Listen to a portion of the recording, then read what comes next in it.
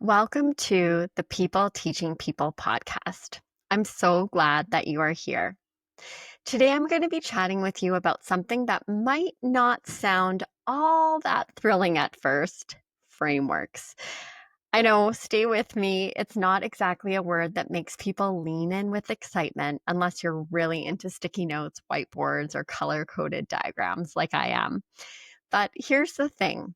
Over the past couple of years, frameworks have been one of the most important tools in my professional journey. They've helped me bring more clarity and intention to the way I teach, lead, design, and support others. Frameworks can really be a bridge between ideas and action.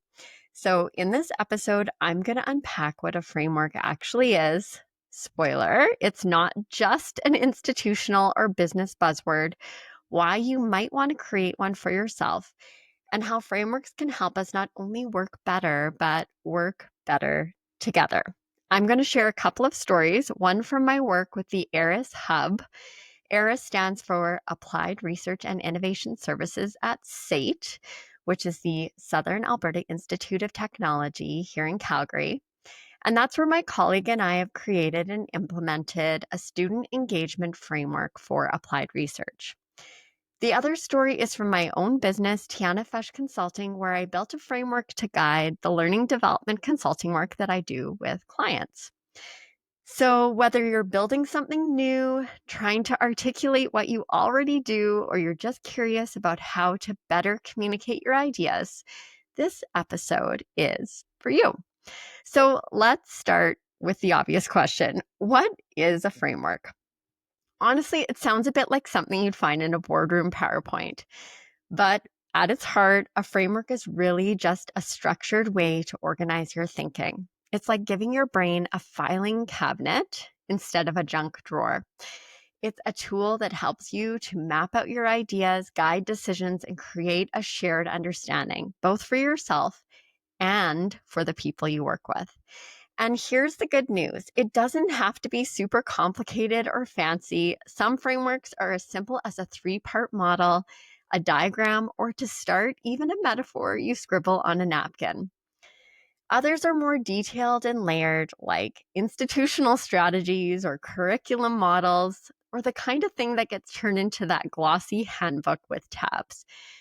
But at its core, a framework is really about making something invisible visible. It gives shape to what you value, what you do, and how you do it. Sometimes it's about helping you get clear on your work. Sometimes it's about helping others understand and apply it. And most of the time, it's both. And here's something that's important to remember. You might already be using frameworks without calling them that, from how you give feedback to how you guide your team through decisions. The difference is that naming and shaping your own framework gives those patterns more power and intention. And think about some of the tools or models that might already be a part of your work. There are instructional design models like ADDIE: analyze, design, develop, implement, evaluate. There are coaching frameworks like GROW: goal, reality, options, will. Decision-making tools like SWOT: strengths, weaknesses, opportunities, and threats. Communication approaches like nonviolent communication or leadership models or even wellness wheels. These are all frameworks, and they show up in a lot of different ways, from training sessions to team meetings to how we reflect on our own growth. You don't have to use these exact ones, and you definitely do not have to replicate them, but they offer great examples of how a well-shaped framework can help make ideas more usable and more shareable. You can build one that fits your context, your people, and your purpose. So I want to talk a little bit now about the ARIS Hub Student Engagement Framework. So I think that this story will provide a sense of what creating and implementing a framework could look like in practice. So for 2 years, my colleague Teresa Bent and I did just that. We were asked, what does meaningful student engagement actually look like in applied research? And how do we support students in a way that's clear, consistent, and purposeful without it becoming a checklist or a one-size-fits-all approach? That's where the ARIS Hub student engagement framework came in. Now, applied research can already sound pretty exciting to some, and honestly, it really is. The ARIS Hub does incredible research in areas like drones, clean energy, green building, and advanced materials and manufacturing. And when you add students, faculty, industry partners, deadlines, and a whole lot of good intentions into the mix, things can get a little messy. It's kind of like trying to make a group dinner and no one agrees on the recipe. What we now call the ARIS Hub Student Engagement Framework didn't start with a title or a polished visual. It started with questions, sticky notes, honest conversations, and a whole lot of curiosity. And it was through those conversations with each other and with stakeholders that important questions began to emerge. Questions about purpose, roles, quality, and impact kept surfacing not just as helpful prompts, but as central threads in the dialogue. We knew these questions could do more than guide our thinking. They could form the very structure of the framework. They actually became the foundation we built everything else around. From there, we created something that captured the flow and feel of strong student engagement. It includes elements like the purpose of engagement, guiding principles, shared definitions, clear roles and responsibilities, student engagement pathways, and what makes engagement truly high quality. But more than that, it leans into the human side: communication, mentorship, reflection, and growth. It's not just a how-to guide. It's about creating positive, meaningful, and impactful experiences for everyone involved. The ARIS Hub now uses the framework to guide how we design and implement new student engagement opportunities, how we reflect on past ones, and bring more intention to how we work with students. It doesn't dictate every step, but it offers a shared map with clear markers along the way. Now, in my consulting business, Tiana Fesh Consulting, I have also recently created a new framework to better guide my work with facilitators, entrepreneurs, and organizations as they create or optimize learning experiences such as online courses, corporate training programs, workshops, webinars, you name it. At its core, this work is about building strong connections between the facilitator, the learners, and the content. And I wanted a way to represent that. I wanted a visual framework with clear, simple language to express the core belief that drives everything I do, that teaching and learning, no matter where it happens, is always at its heart about people teaching people.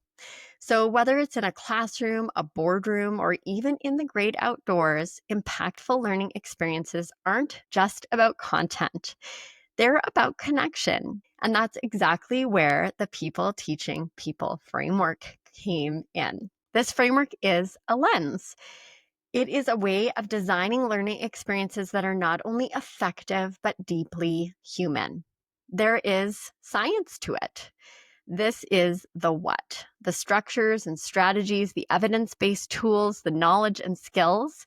I refer to it as being like the anatomical heart. The essential parts and their functions are working together as a system beneath the surface. And then there is art to it. And this is the how. So it's the creativity, energy, and personal touch that breathes life into learning.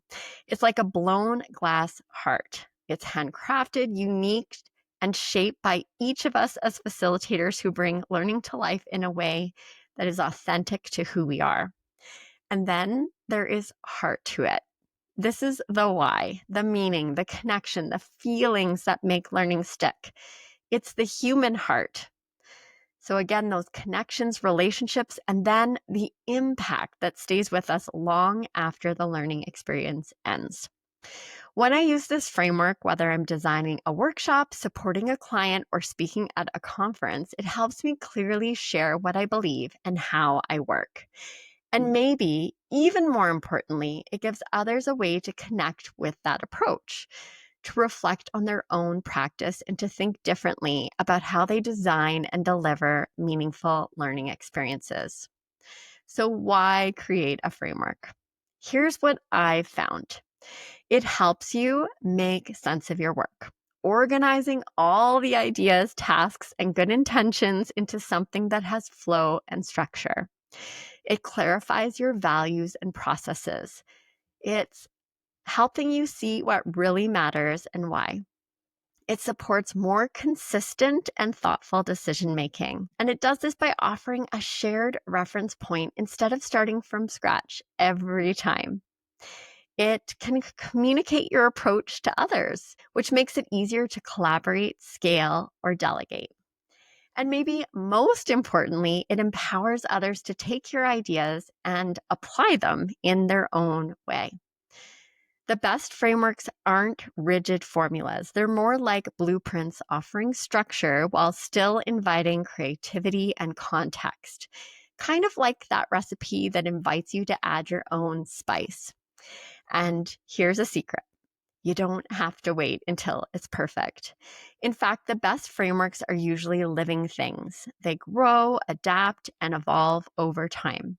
And when Teresa and I created the Eris Hub framework, we stated explicitly in the framework that we believe this framework is a living document. For this framework to remain relevant and meaningful, it needs to continually reflect a student-centered relationship approach, which may require revisions and updates.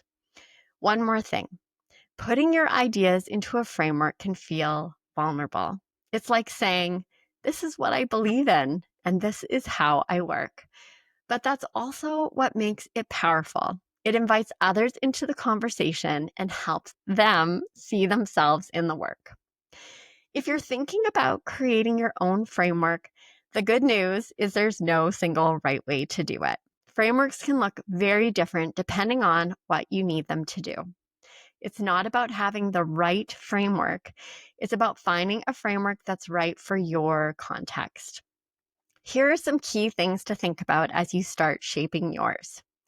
Who is it for? The framework isn't just for you. It's meant to be shared. Maybe it's for your clients or learners. Maybe it's designed for a team, a department, or an entire organization. Knowing who it's for will help shape how you build it.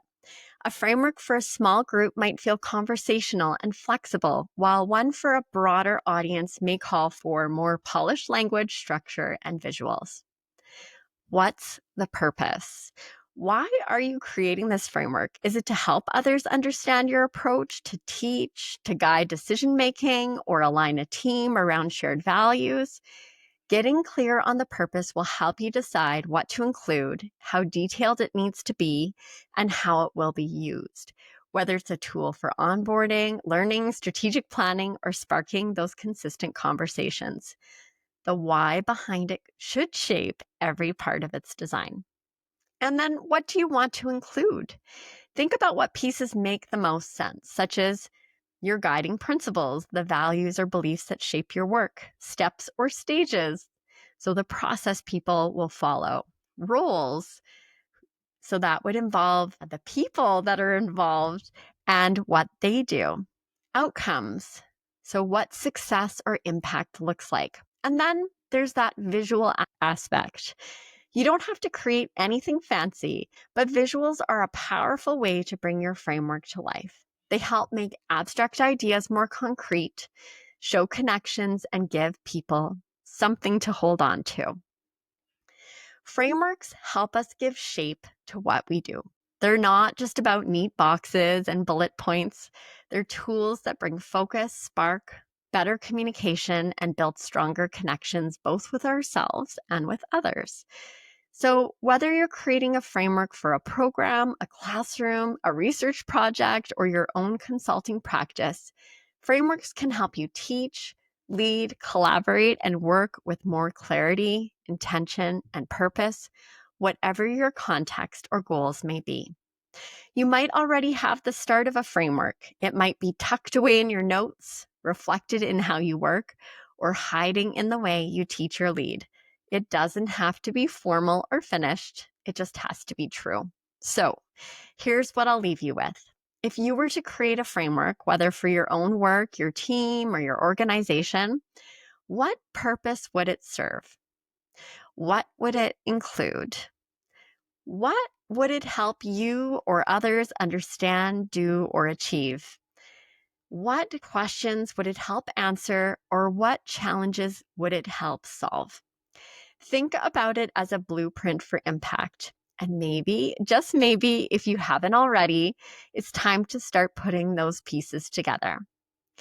Thank you so much for joining me today on the People Teaching People podcast. If this episode resonated with you, I'd love to hear your thoughts.